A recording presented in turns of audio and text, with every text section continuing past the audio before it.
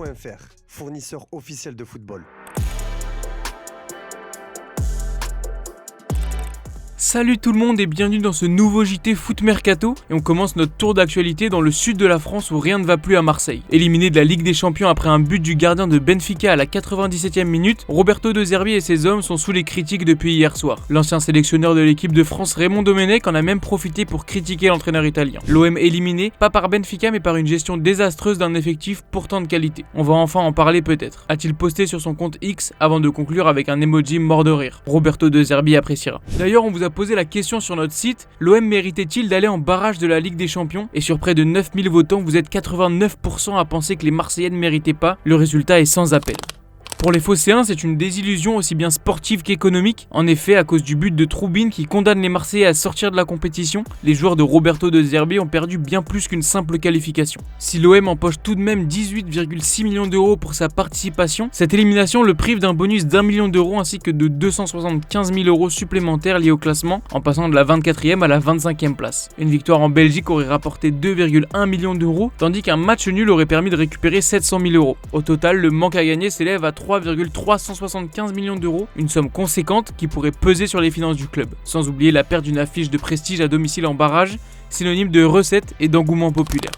C'est une défaite qui pourrait avoir de très lourdes conséquences pour l'Olympique de Marseille. Selon RMC Sport, l'entraîneur Roberto De Zerbi se retrouve aujourd'hui en grand danger. Humilié sur la scène européenne par Bruges, les Marseillais ont vécu une soirée cauchemardesque, conclue par un scénario cruel qui a définitivement scellé leur sort. Une déroute qui fragilise un peu plus la position du technicien italien. Toujours selon RMC Sport, De Zerbi ne se trouverait d'ailleurs pas avec ses joueurs, actuellement réunis en mise au vert à Clairefontaine, avant le match de ce week-end face au Paris FC. Des discussions seraient en cours entre l'entraîneur de 46 ans et sa direction, et l'hypothèse d'une séparation rapide n'est désormais plus à exclure. Une chose est sûre, la réponse devrait tomber dans les prochains jours. Le Paris Saint-Germain non plus n'a pas réussi à remplir son objectif de finir dans le top 8 et va devoir passer par la case barrage. Il va d'ailleurs y avoir du mouvement dans l'effectif parisien. Yoram Zagué, de retour de prêt il y a 2 semaines en provenance de Copenhague, va déjà repartir. Le jeune défenseur est attendu ce jeudi en Belgique pour rejoindre l'AS Eupen, un autre club de la Galaxy QSI. Un nouveau prêt qui doit lui permettre d'enchaîner les minutes et de poursuivre sa progression.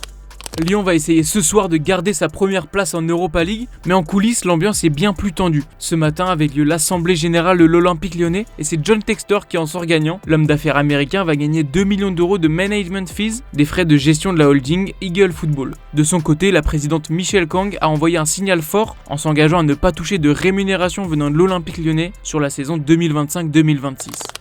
Nice, déjà éliminé de l'Europa League avec seulement une victoire, jouera ce soir un match sans enjeu. Un match auquel ne participera Terem Moffi en arrêt maladie depuis les incidents survenus le 30 novembre entre joueurs et supporters niçois. Selon nos informations, la direction niçoise a trouvé un accord avec Porto pour un prêt jusqu'à la fin de la saison. Un transfert qui pourrait permettre au buteur nigérian de retrouver du temps de jeu loin de l'atmosphère niçoise. Il retrouvera là-bas Francesco Farioli, son entraîneur, lors de sa meilleure saison niçoise. Et à l'étranger maintenant avec le Real Madrid battu hier soir par Benfica. C'est déjà le deuxième revers subi par Arbeloa et ses hommes depuis la nomination de l'Espagnol à la tête du Real. Une défaite compliquée à digérer pour Kylian Mbappé comme évoqué dans la revue de presse de ce matin. Une analyse partagée par le milieu de terrain anglais Jude Bellingham. C'est horrible de perdre comme ça. Je n'ai plus de mots pour certains de ces matchs. Il faudra qu'on les analyse demain et qu'on y regarde de plus près. Je ne sais vraiment pas quoi en penser. Justement, les heures d'Arbeloa au Real commencent à être comptées. Avec déjà 2 défaites depuis son arrivée, l'Espagnol n'arrive pas à convaincre. Depuis plusieurs heures, un nom a déjà fait surface, c'est celui d'Unai Emery. Comme le révèle Sky Sports Germany, l'entraîneur d'Aston Villa fait partie d'une shortlist de noms établie par la direction du Real Madrid pour y arriver cet été. Une première prise de contact aurait même eu lieu ces dernières heures avec le coach de 54 ans, sous contrat jusqu'en 2029 avec les Villans. Actuellement 3ème de Première Ligue avec le club de Birmingham, le tacticien espagnol est bien installé du côté de l'Angleterre et le rapatrier à Madrid ne sera pas une tâche facile pour les dirigeants du Real. On ouvre une longue page mercato à présent et on commence en Angleterre. Selon nos informations, l'attaquant de Crystal Palace, Jean-Philippe Mateta, va rejoindre Nottingham Forest et un accord est en passe d'être trouvé entre les deux clubs et devrait avoisiner les 40 millions d'euros. L'avant-centre a quant à lui déjà donné son feu vert pour rejoindre les Reds. Si la Juventus a longtemps tenté de négocier son arrivée puis ensuite l'AC Milan, les directions ne sont pas parvenues à se mettre d'accord et c'est finalement Nottingham qui va rafler la mise. Et le poste de Jean-Philippe Mateta à Crystal Palace ne devrait pas rester inoccupé très longtemps. D'après nos informations, un accord de principe a été trouvé entre Aston Villa et Palace pour un prêt avec option d'achat de l'ancien niçois Evan Guessant. Et ce n'est pas tout, puisque dans le même temps, les Eagles sont en train de boucler la venue de Jørgen Strand Larsen pour 57 millions d'euros en provenance de Wolverhampton, après avoir déjà fait signer Brennan Johnson pour 40 millions depuis Tottenham en début de mercato. La venue de Guessant à Selhurst Park risque bien de mettre fin aux rumeurs concernant Sidiki Sheriff, toujours à Angers. La Juventus n'a peut-être pas dit son dernier mot pour Randal Kolo Muani. Après avoir refusé de le recruter cet été, la vieille dame est revenue à la charge cet hiver. Interrogé hier soir après le match de Ligue des Champions face à Monaco, Giorgio Chiellini est resté très prudent. Nous essayons de déterminer s'il existe des profils susceptibles d'améliorer cette équipe, mais ce n'est pas facile. Kolo Muani s'est bien comporté ici l'année dernière, mais il ne joue plus pour la Juventus aujourd'hui. Nous verrons dans les prochains jours, mais je ne peux pas donner de pourcentage, a-t-il déclaré au micro de Sky Italy.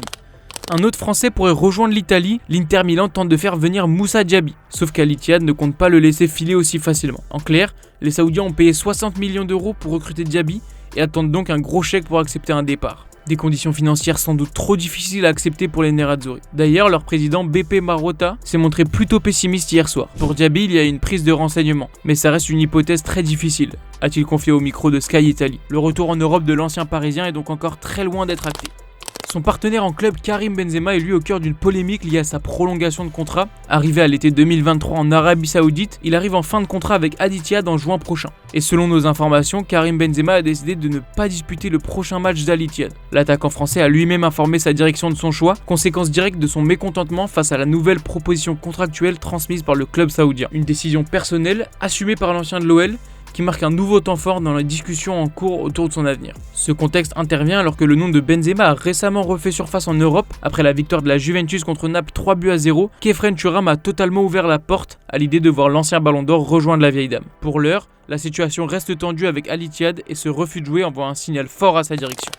Si Benzema va probablement quitter la Saudi Pro League, Kader Meïté va lui probablement la rejoindre. Selon nos informations, un accord a été trouvé entre le Stade Rennais et Al Hilal pour le transfert de l'attaquant de 18 ans. Le montant de l'opération est estimé à 30 millions d'euros hors bonus. Arrivé à Rennes en 2023, Meïté a disputé 18 matchs cette saison pour 3 buts et s'était imposé comme un élément d'avenir sous les ordres d'Habib Beye. Un joli coup financier pour Rennes, mais qui voit partir l'un de ses jeunes talents.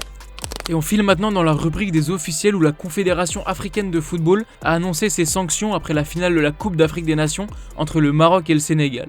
Dans le communiqué publié par la CAF, on apprend que Pape Thio est suspendu pour 5 matchs et reçoit une amende de 100 000 $ et que Iliman Ndiaye et Ismail Assar vont manquer les 2 prochains matchs des Lions de la Teranga. Pour les violences commises par les supporters sénégalais et les nombreux débordements en tribune, le Sénégal écope d'une amende de 515 000 €. Côté marocain, Achraf Hakimi écope d'une suspension de 2 matchs, dont un avec sursis. Son coéquipier, Ismaël Saïbari, est suspendu 3 matchs et devra payer 100 000 $. S'ajoute à tout ça 315 000 $ pour les ramasseurs de balles, la zone VAR et les lasers des supporters. Ces sanctions viennent donc clôturer une finale chaotique qui laissera des traces. Pas sûr en revanche que les débats autour de ce match prennent fin. Lucas Paqueta revient dans son club formateur pour une somme record de 41 millions d'euros. Parti en Europe en 2019, le milieu de terrain brésilien quitte West Ham et va essayer d'apporter toute son expérience à Flamengo, l'actuel champion du Brésil. Vendu par Aston Villa à la Juventus en 2024 en échange de 51,5 millions d'euros, Douglas Luiz fait lui aussi son grand retour chez les Villains. Prêté à Nottingham Forest depuis le début de la saison, le milieu brésilien a été rappelé par la vieille dame puis renvoyé en prêt à Aston Villa